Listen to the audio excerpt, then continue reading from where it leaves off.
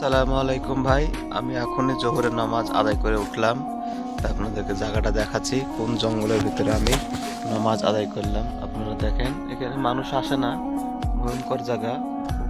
উপরে বাড়ি ঘর, এদিকে দেখেন বাড়ি ঘর উপরে। তাই আপনাদেরকে আমি নামাজ দেখালাম। নামাজ ছাড়া কিছু নাই ভাই, আখিরাতের জন্য নামাজ, আর এই দুনিয়াতে হচ্ছে কাজ পেট পেট ভরানোর জন্য। তো যাই করো ভাই, আখিরাতের দিনের জন্যে ইসলাম মেনে চলো, ৫ ওয়াক্ত নামাজ পড়ো, যতই কষ্ট হোক নামাজ ছাড়া যাবে না। যেভাবেই হোক নামাজ পড়তেই হবে। এটাই হচ্ছে তোমার আসল দুনিয়া। খাওয়া পরা পোশাক কিছুই যাবে না সাথে ভাই, একটাই সাথে যাবে শুধু নামাজ আর নামাজ আর নামাজ। নামাজ ছাড়া কিচ্ছু নাই ভাই এই দুনিয়াতে।